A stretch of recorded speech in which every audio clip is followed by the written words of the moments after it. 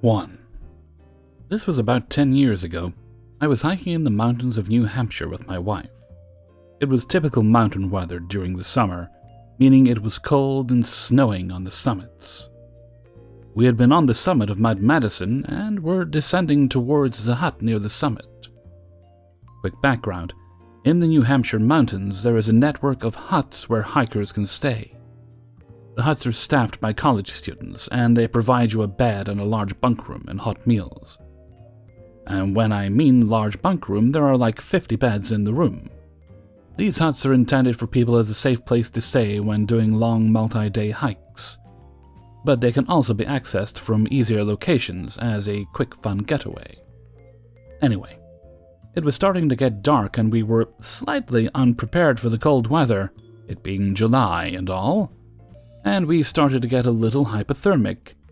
My wife was struggling to climb down, and we made the decision that I should hurry on ahead to the hut and alert the staff that my wife might need some assistance. This wasn't the smartest idea, but it was starting to get dark. There was a storm coming. They welcomed me and directed me to the bunk room. I told them about my wife who was still out there, and they said they would keep an eye out, and if she didn't come within the next 30 minutes, they would send out a team. Meanwhile, everyone had to have reservations to stay the night. There was no assigned bunks. You just picked one that was free. And since it was early, still 6 p.m. or so, all that meant was you tossed yourself onto a bunk to claim it. I went into the bunk room and couldn't find any open bunks. Now I am slightly hypothermic and not thinking straight, so I drop my pack near the door and walk out into the dining room, where I pour myself a mug of hot chocolate. I am slowly warming up when my wife walks in, maybe 15 minutes later. She was in bad shape though, quite hypothermic and not at all able to think straight. They get her blankets, convince her to get her damp clothes off, and pump her full of hot chocolate and gave her a bowl of hot chicken broth they had going, specifically for this purpose.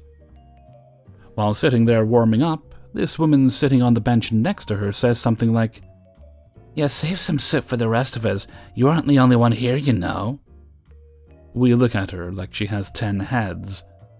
She had this gaggle of kids with her, and it was clear she got there earlier in the day, via one of the direct routes from the valley. Otherwise, she wouldn't be looking as put together as the people that had been hiking for a couple of days to get there. I explained to Karen that my wife is hypothermic and needs to get warm.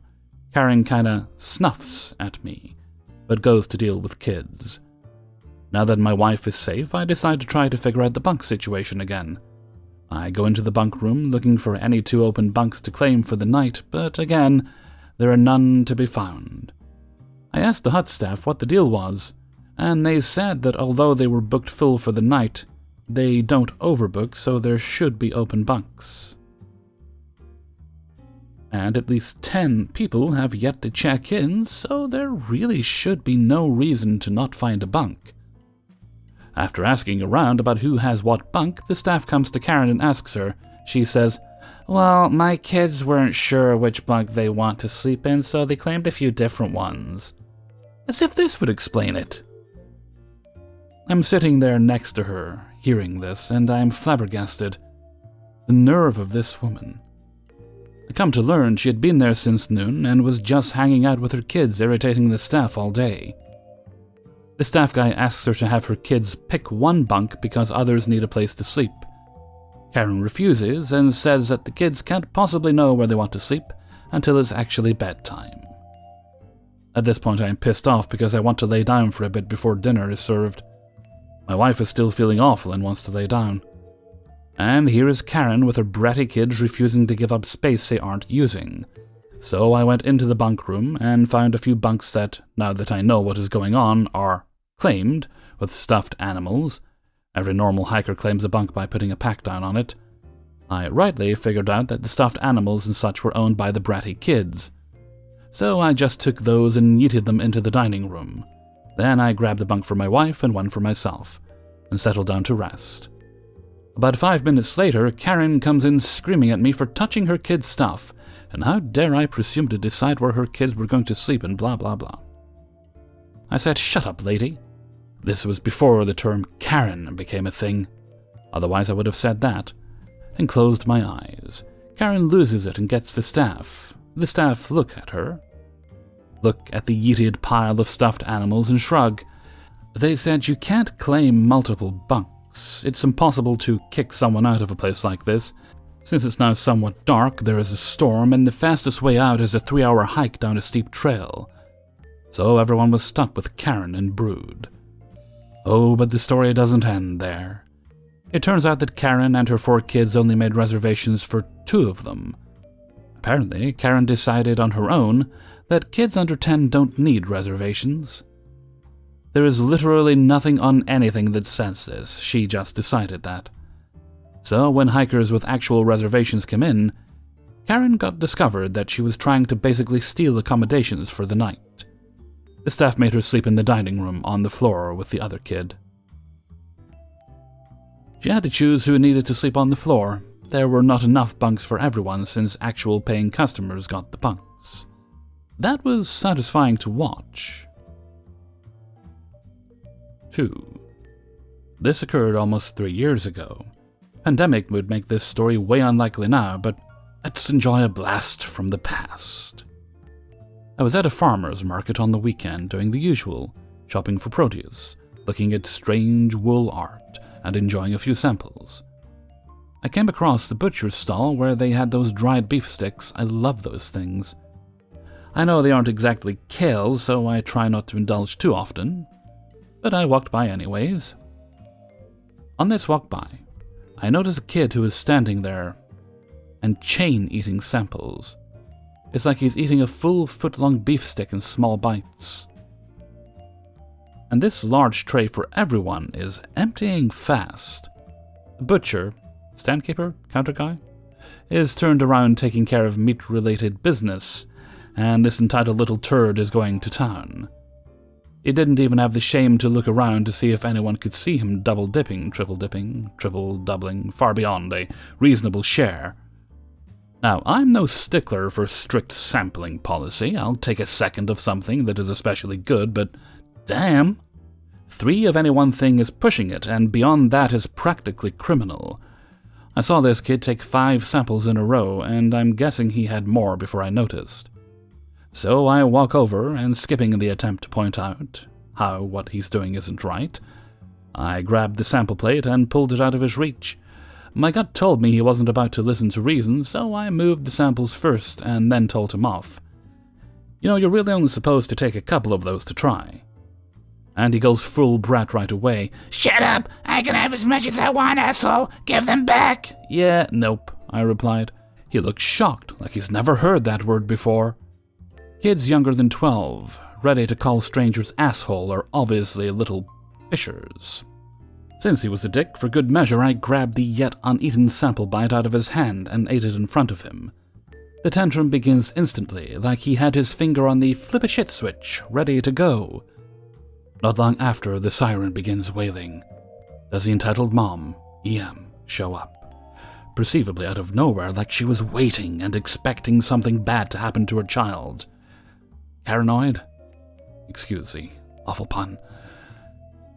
Kid goes into victim snitch mode when mommy comes to him. He took my sample out of my hand. She turns to me like a bat out of hell. You stole from my son? I should call the cops. Trying to remain calm, I explain, I moved the sample plate away from your kid because he was taking way more than his share. I neglected to mention the extra sample from his hand. She didn't seem to care. They're free, and he can have as many as he wants. Who made you the marketplace? It was a decent point. But before I had come up with an answer, the guy behind the counter, finally alerted to the commotion, piped in and backed me right up. Ma'am, our policy is a max of 2 samples per person. I wouldn't make any money if everyone took half as many samples as your kid. She turns a Karen ray gun on this guy and demands that he give her kid one of those skinny hot dogs for free. Yes, she actually called it that, because he, pointing at me, stole one from him. That's not gonna happen. I'll give you 50 cents, even though you have terrible customer service. You're lucky to be getting anything at all. They cost $3. I know this may seem like a lot, but they really are good, and it's high-quality local grass-fed blah blah blah. No way, you're lucky I don't sue you or I would own this little shithole stand. My son is hungry, and he had one stolen from him. I know at this point it would be so easy to just walk away, but I live for the drama, and I'm watching what's going on in front of me as though it's a TV screen. I'm mesmerized. I'd rather go broke than accept money from whiny brats or their children. I think my jaw dropped so low from the shock and awesome that I'll never be able to get it back to normal. People who own their business are doing it right, nobody to answer to. As the kicker, he extends a beef stick over the counter towards the kid, and then turns and hands it to me. Thanks for looking out, man. This is on the house. EM lets out an angry groan and screech and storms away, muttering about disrespect. As I said, I love those beef sticks, but none have ever tasted as sweet as this one. 3. This story is gonna be from the perspective of another family member because I hadn't been born yet, and my mother couldn't afford to attend the god-awful funeral. In the late 90s, possibly really early 2000s, my mother was going to or had just finished university. She was staying in a really high cost of living area, whilst trying to pay for her schooling, and my grandmother, our EM, refused to help out her scenario. I'm fairly sure despite having the means to. My mother couldn't stay with her throughout college because of the kind of behavior that is exhibited throughout this story. My great-grandfather had recently died, and my mother's ex-stepdad, MES, was living in a really nice Victorian home in New England. He offered to let her use it as a place to hold the funeral for one day, and EM accepted. However, she spent around $30,000 the next few months completely modernizing the entire village home. She repainted all the walls in the house, she bought new furniture, knocked down and redid the entirety of the dining room, and essentially got rid of the entire house's character overall. I love Victorian or vintage style things, so this hurts my heart a bit, but this would not be an objective issue if it was A, her own house, B, an event meant to last longer than one day, C, for the sake of a good person. My great-grandfather was not, in fact, a good person, which is going to be fairly relevant to this story as we go on. He heavily abused his kids. My great-grandmother was a sadistic alcoholic, is to blame for 90% of the generational trauma in my mom's family, and was very racist. I'm mixed racial along with my brother, and I've heard multiple stories about him calling people in the black community. Well, it wasn't the classic you're all probably thinking of, but it started with a D. Still, EM and my great-aunts heavily glamorize him despite knowing of this behavior, and even being directly affected by it. At my great-grandmother's funeral I was alive for, they either talked about him or argued the entire time, though that's aside from the point. MES allowed EM to continue to have the funeral there, and she was ecstatic. She began to invite the entire family, my great-aunts, distant cousins, my aunts and uncles, absolutely everyone. Which is a horrible idea for my family specifically, though that is a whole other story. Now we get into the funeral itself. When my mom told EM she couldn't afford a plane ticket to Boston, struggling to pay rent in and of itself, EM started yelling at her over the phone. My mother explained that she would go if my grandmother would help her with rent and means of transportation to get to the funeral. Though once again, my grandmother refused and hung up the phone. At the $30,000 plus funeral, before everything got too out of hand, EM spent the first hour or so trash-talking my mother, talking about how horrible it was that she didn't want to go, how ungrateful of a daughter she was, on and on. Her and my great-aunts literally only talked about my mother for a good long while. They hold the ceremony, putting my great-grandfather's urn 6 feet underground in the backyard and doing funeral things. Everyone starts drinking. My mom's family is from Boston, so when I say drinking, they probably drank a hell of a lot. Probably including EM, though I don't doubt this is something she'd do sober if pushed far enough, and she is very serious about events. My second cousin begins drunkenly arguing, shouting at each other and screaming. EM continues trash-talking my mother with her sisters while that happens. Everything goes exactly how I'd expect it to until the doorbell rings. It's now relevant that EMS, the owner of the house, venue, loves dogs. He has a few of them, all small, curly dogs that look exactly the same, though in different colors. They are absolutely adorable. And when my aunt told him that she couldn't come to the funeral, she took her dog due to not having anyone to watch it for her. He said that it would be perfectly fine if my aunt kept the dog in one of the rooms away from the funeral. So the door opens and reveals my aunt with her dog. EM looked like the vibe check emoji for a second and then started screaming at her, going off before my aunt even walks in the door, louder than any of the drunken New Englanders. This poor dog was probably chilling there, wondering why she was agitated by him, though not any of the other 3 dogs that were already there. EMS walks over to the entrance, asking what was going on. My grandmother says that my aunt brought her dog, and she did not like it. He explains that he owned the venue and let my aunt bring her dog under the condition that it was leashed away from the ceremony and calm. EM once again probably looks like the vibe check emoji and begins to go off on him too. And I'm fairly sure one of my great aunts, the one whose children were arguing, joined the argument somewhere in there. Everyone is fairly sure that dog wasn't even what she was worried about. It was more so a stand-in for her relationship with her father. In a fit of rage, my grandmother and great-aunt storm off. It was over, right? Everything reverts to calmer, drunken arguing, before someone looks out the window. EM and aforementioned great-aunt are outside, covered in dirt, digging a hole 6 feet underground where they had buried my great-grandfather. They dug up his urn, brushed the dirt off of it, and left after spending $30,000 putting together the ceremony, over 1 dog out of 4. It finally quieted down. Everyone just stood there, stunned. EM and my great-aunt stayed in a nearby hotel for the night, refusing to give back the urn. I'm unclear on exactly what happened with the ashes, though I know they were not returned in full. My great-aunt still has the urn. I have literally seen it when visiting her house once, and they both still deny that this happened.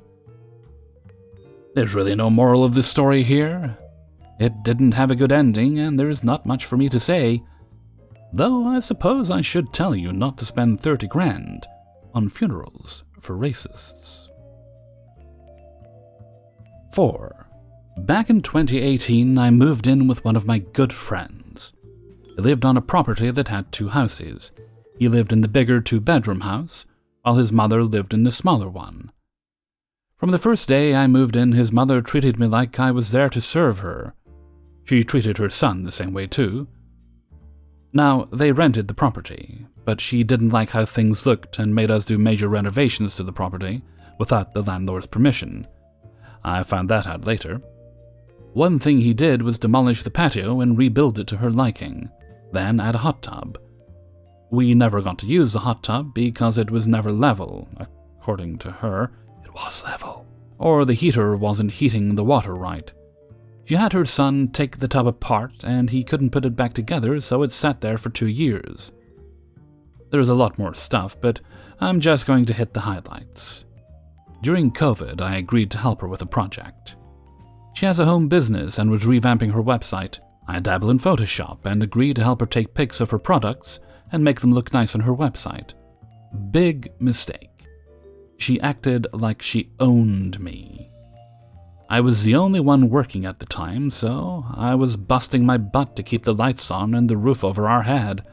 Any free time I got, she wanted for herself. Screw it if I had other personal projects. She was more important. Now, it's not like I didn't work on things for her, I did. I divided my free time between her stuff and mine, but that wasn't good enough. Everything had to be done right away with vague instructions on what she wanted, so I was constantly redoing the pics. Everything that had color had to be the exact shade. While it looked exact in my computer, the shade was slightly off on her phone and had to be redone. It got to the point she demanded I work on her stuff while I'm at work. I work in a kitchen. Anyway, when I got home, she stormed into the house and berated me and my roommate and his friends that he had over that I didn't do her pics that night. She then threw my bike I was storing in her garage, our house didn't have one, out, and told me it wasn't allowed in her garage anymore. It didn't get stolen, thankfully. However, a tropical storm hit the next week and ruined the bike. Cut to some time later, the landlords are sick of her home improvements and evict us. They gave us 2 months, thankfully, to get out. She made us dig up all the plants and rocks around the property and put them in the neighbor's yard so she could take them to the next house. We're talking about over 40 ferns and cacti. When the day came around to move out, my roommate and I were fully packed by the time the truck came. She wasn't packed at all. Plus, her stuff wasn't going into storage like ours, no. It was going in the neighbor's yard. They weren't home for the summer. It took 20 hours to empty her house and put everything in the neighbor's yards. We were done by 2 in the morning. She covered half the stuff in tarps, badly. The new house we were getting wasn't ready when we moved out. We had to wait a week. Now, if you haven't guessed by now, we live in the southern United States near the Gulf. We get a lot of storms. 2 days after her stuff being outside, a giant rainstorm hits. Half her stuff is ruined. When we moved into the new house, she kept complaining how she had too much stuff, and I should get rid of some of my stuff. All my stuff fit in my bedroom. Her stuff took up the whole house, plus she didn't help us move in. She sat on her butt, worrying about a stray she saw. She did end up rescuing the stray. He's been mean to the other pets, she won't do anything about it. She does have some good points. But man, if we don't jump when she snaps her fingers, she goes on a tirade that we need to help her. She's a certain age and can't do the work. My grandma is 30 years older than her, with screws in her back and she can hardly see. But she still lives on her own in a house and does yard work, even though the neighbors protest. I do not have sympathy for my roommate's mom. 5. I work at a very popular and well-known body home fragrance store. It's usually pretty easy work and can honestly be a little fun helping people find the scent they like. I love being the one to test her, applying some product onto little cards so customers can smell it better for people. Anyway, this happened over the summer, during semi-annual, a very big event the company offers where nearly everything is marked down in some way or has a big deal, and they bring back some retired scents. This woman, the entitled mother of our story, and her young daughter walk in. I'm a floater for the hour, so I don't greet them, but I can hear them. My coworker says, "Hello, welcome to the store. How are you today?" I'm fine. This caught my attention, as I have yet to encounter someone being rude to my coworkers. We either get at least polite greetings or ignored completely. What are you looking for today? A birthday gift for my daughter. Sure. If you need any help, feel free to ask me or another employee in the red aprons. We'll be happy to help. The EM rolls her eyes and drags her kid further into the store and straight to the back wall, which is just hand soap. My coworker and I exchange looks, because who gets her kid hand soap as a birthday present? Excuse me. Yes, excuse me. I turn around and look at the EM. She's holding a foaming hand soap in one hand and a gel hand soap in the other. Her poor daughter is looking bored and a little sad next to her. How can I help? I say. What's the difference between these two? It's the same flavor. Yes, she said flavor, which is something I remember balking at. I feel stupid saying this, but please don't eat hand soap. I hope it's just a word mix-up. This one, I point to one of the soaps, is a foaming hand soap. The other is a gel. If you want to test them, you can look for soaps with the little heart stickers. No, that's okay. What do you recommend for a present? Finally, something I can help with now. Now, my manager is, to put it lightly, a micromanager. So I was forced to memorize basically everything in the store. This includes what products fall under scent categories: clean, floral, citrus, warm, etc., where they were, what deals they are, fragrance notes, basically everything about the ingredients. I turned to the kid. Well, what scents do you like? She wants a perfume. I pushed down the urge to glare at her and just nod. Okay, what scents do you like? The kid shrugs and looks up at the EM. She likes clean scents. I mentally groan. The store has clean scents, of course it has clean scents, but they come in home, not body. Then I mentally groan again because this kid, maybe 8 or 9, does not want a clean scent. I remember being that age and wanting the most obnoxious scent possible because it's fun. I know that this has nothing to do with her poor daughter. Of course, we don't have many options for clean scents and body care, but let me get you a few testers to see which one you guys like the best. I grab the only actual clean scent along with a light floral and a faint spicy, and bring them back over. I hand them to EM one at a time and name the scent as I do so. No, none of these will work for my daughter. She wants better ones.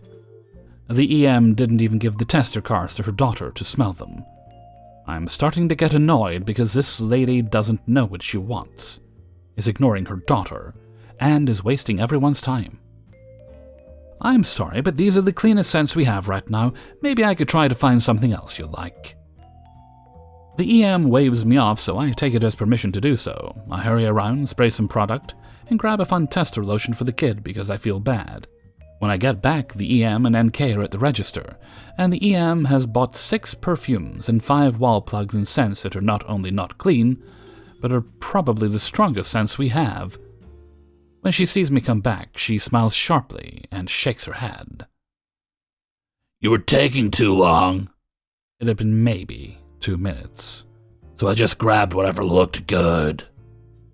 I still had the tester lotion in my hand, so I put some on a card and handed it to the NK. Here, it's Fun Summer Scent. Happy birthday. Thank you. The EM rolls her eyes, grabs her bag, and basically drags her daughter out of the store, pausing only to turn her head to talk to me. Don't talk to my daughter again. You make her nervous. Okay, lady. Sure. I'm the one who makes her nervous. Hey everybody, Hellfreezer here, and thank you very much for listening to the Impractical Proudness of Parents.